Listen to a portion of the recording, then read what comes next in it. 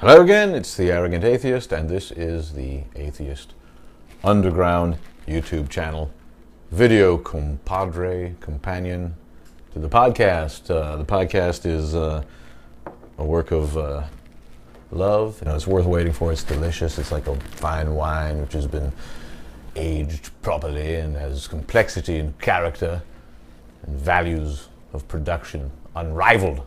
But this is just me talking shit on camera in the morning, so we can get some stuff out there and we can put an eye on some of the crap that goes on in the world of religious craziness in which we live. Mythicistopia is the next stop on the Underground. One of the myths we're going to talk about is circumcision. There's a lot of misinformation. There's a lot of diseducation, I guess would be a better term. As my friend puts it, in America regarding circumcision, its necessity, is it warranted? Is it done anywhere else?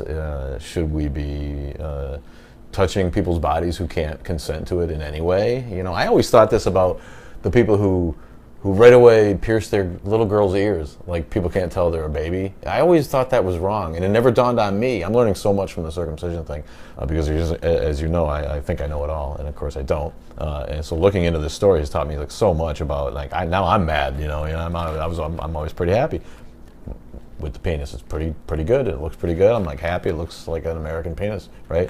And now it turns out I've been missing all this sexual pleasure that I could have been getting. Man, I mean, come on. What's up with that? I would have go throat punch my mom. I go, what were you doing to me, man? You know, but let me tell you, when I was growing up, there was a book, and I don't know if any of you were old enough to remember, but there was a book written by a guy named Spock, and we always thought it was funny because Spock was this character on Star Trek, but in the 60s, there was a real Dr. Spock. His name was Benjamin Spock, and he was a doc. A baby doc. He was a pediatrician, and he wrote a book that made him a fucking zillionaire, I can guarantee you, because that book was on the back of the toilet in every house in America. And if it didn't say it in that book, it didn't get done to babies in America for about 40 years probably.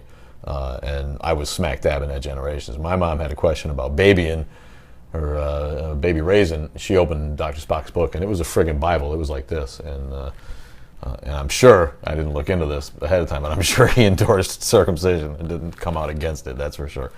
My mom followed Spock's advice whenever it was necessary, and my own penis was the unfortunate victim of some early snippage. Unbeknownst to me, I've lost a hugely sensitive portion of my pecker. And you know, that bums me out. So we're going to look at why it persists in America, why anyone thinks it's necessary beyond being a cash cow for the medical industry, so yeah, a lot of penis talk coming up.